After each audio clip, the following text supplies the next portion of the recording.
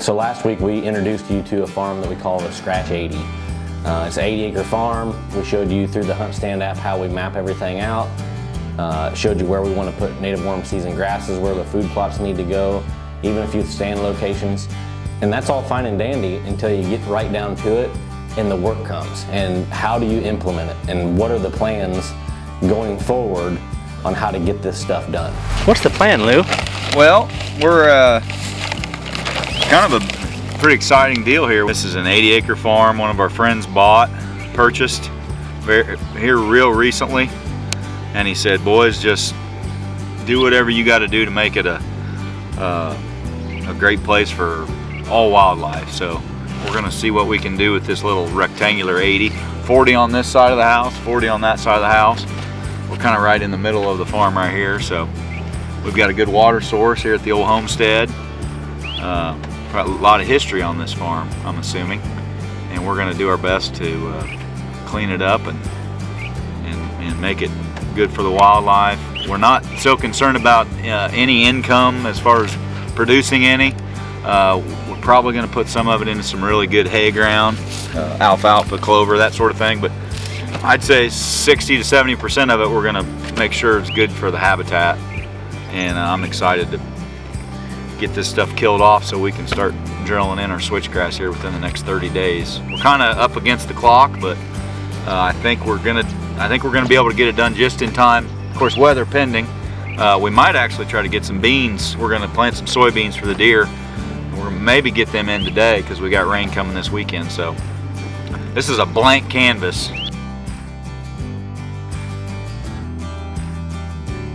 With this farm being 80 acres and roughly half of it being open land, it gave us a lot of opportunity to really do exactly what we wanted to do.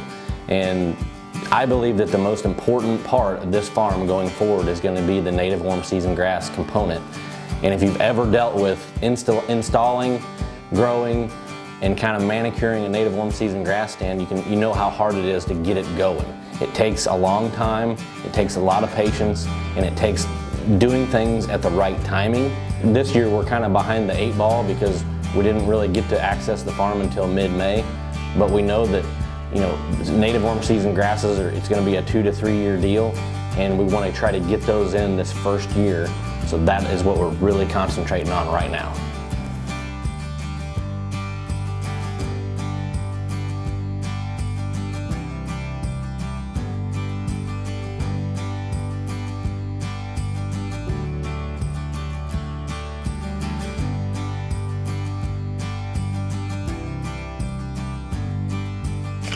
So typically, we wouldn't do a burn this time of year and burn this thatch off, because most of the time this thatch is beneficial in shading the ground and holding the ground kind of together.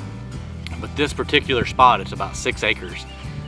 And this is gonna be kind of the centerpiece of the farm for our really good quality thermal cover. And we really wanted to take off. And if you get down here and look, this ground, or this part of the farm, it was typically pasture, but it hasn't been grazed in probably 2 or 3 years. And this stuff, we mowed it down, we sprayed it. Some of this fescue is still a little green, but if you look underneath of it, since it hasn't been grazed or hayed, there's just a really thick thatch underneath of it. And this stuff, it's not melting down quite as good as what we wanted. So we're gonna run a little fire through here today, and hopefully this will clean a lot of it up. There's a lot of little tree stumps out here too. It was loaded with thorny locusts before we started, and Louie came in here and mowed them down. You can see a stump right here. But we'll probably have to come back in with a chainsaw on some of them that are a little tall and knock them down. But so we're just doing a little test. So we're gonna burn this patch off, and we've got probably 15 more acres that we won't burn, but we're gonna spray it one more time and really start to melt it down, because it doesn't have quite the thatch that this spot does. So we're gonna get in here and get some work done. Light the fire.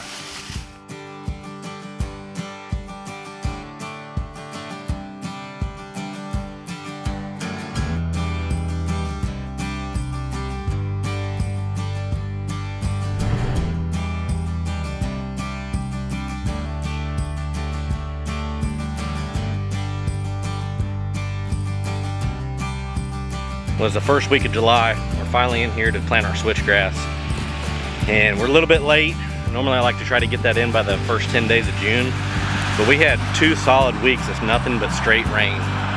And it kept us from coming in here, but we've got our second application of herbicide on here. It looks really good. Our ground is prepped really well. We're back here in this spot where we actually sprayed it, burned it, sprayed it again, and it's absolutely perfect. There's bare soil showing, seeds laying right on top. The first rain we get this weekend, we're forecasted to have 3 days in a row of rain come, here in about 3 days. So if we can catch that and get some heat and a little more rain probably toward the end of July, first part of August, this stuff might actually have a chance at making it. Like I said, it's a little bit late, but we've got the seed, we've got the ground prepped. We're gonna go ahead and roll the dice and toss it in.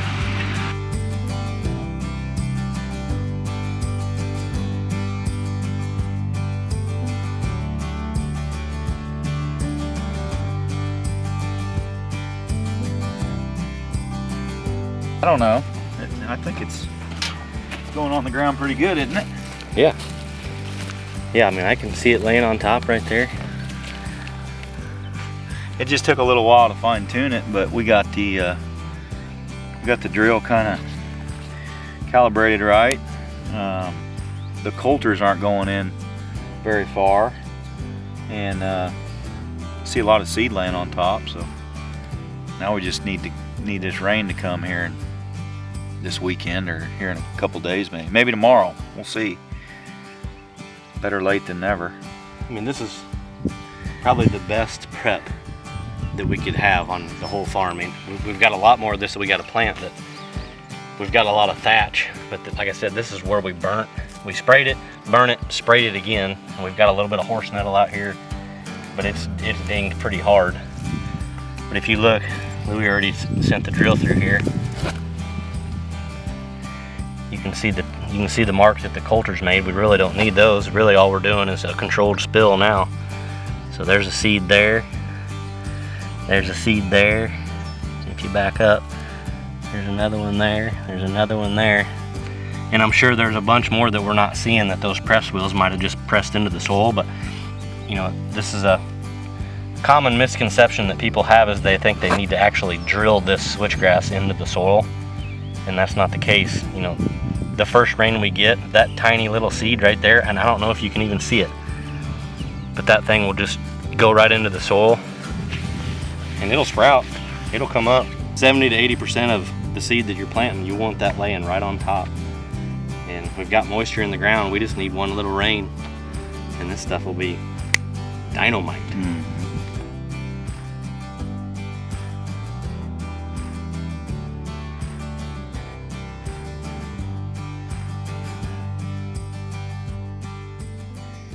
That's the switchgrass seed. It's tiny little stuff and it's real slick. Slides through that planter really well. There's no fluff to it at all. But typically you see a lot of guys planting straight switchgrass. They're going 4 or 5 pounds to the acre, and they're getting a solid monoculture switch. And what we want to do on this, and what we've done a little different than in the past, we've lowered our planting rate to maybe 2 to 3 pounds to the acre. But before we planted it, we came in here and had an applicator put on a residual herbicide. We put a little bit of about a quart to the acre of atrazine on here to kind of suppress any kind of broadleaf encroachment that we're going to get through this summer. What we're trying to do is get this switchgrass established. But like I said, we lowered our rate to 2 to 3 pounds, which is kind of a sparser planting. So after this year, we'll have some broadleafs come up into it, and we'll have food and cover all in the same spot. But this year we want this switchgrass to get established, so that's why we came in with our residual herbicide. But we've got a little bit of green stuff that's coming back up in here, but I don't think it's gonna hurt anything.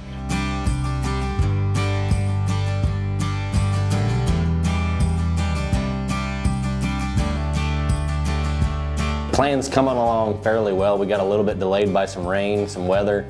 Couldn't get in to get it done when we exactly needed it to get done. We're about 2 weeks late planting our native warm season grasses, but that's part of a management plan. You've got adversities, you've got things that change. You got to drop back, look at it, and do what you can. And that's exactly what we're doing. I think it's looking fairly good. Our switchgrass is actually up right now as I'm videoing this. We're probably gonna do a little update video here in the next week or so. But before you know it, we'll be hanging trail cameras, planting fall food plots, hanging some tree stands, putting up some blinds, getting everything ready to go. It's almost here.